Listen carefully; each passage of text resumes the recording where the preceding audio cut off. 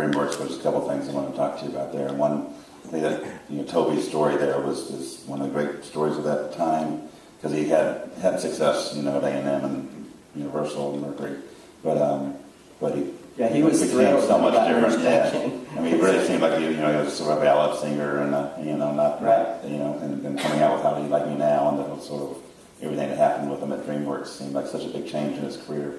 Were you, there? Yeah, the thing with Toby, until that time at DreamWorks, he was a competitor. So I hadn't really gone to his shows to really kind of take in what he was about. It was just somebody that we were competing with. But I remember clear as day, James Stroud came into my office and he said, "Hey, what about Toby Keith?" I'm like, "What do you mean?" Because we might be able to get him. "What do you think?" I said, "Toby's not done. Let's get him." And so Stroud got him. And we picked the wrong single because we were going off of our perception of what we thought he was. And I went out on the road and saw what was happening at his shows. And it was like a new Hank Jr. I mean, it was manic, and there was this energy, and shame on us because we didn't go see that before we signed him. But when you have a guy who's been around for several years, he's had hits, you think you've got a picture. Well, again, shame on us for being bad record executives and not really understanding what we had signed. So I went out and I'm like, oh my God, this guy is a country rock star. Get out of the way.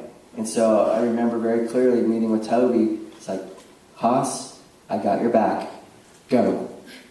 And we did How Do You Like Me Now, we did Country Comes to Town, and he told us, he goes, at my former label, they would never let me put 2 Attitude singles back to back. I'm like, what does that mean? Like, let's just put out the best songs, and I got your back.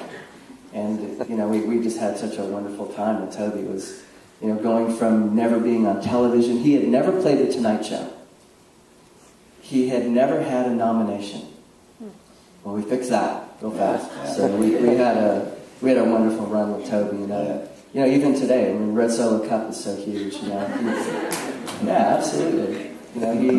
He's plugged in and he's a thing. I'm glad that he has the liberty and the freedom to do what he wants, because when he does what he wants, we're always pretty much entertained by it. Yeah, there's that idea of taking chances that your audience gets that maybe your record company doesn't always get, or the music industry.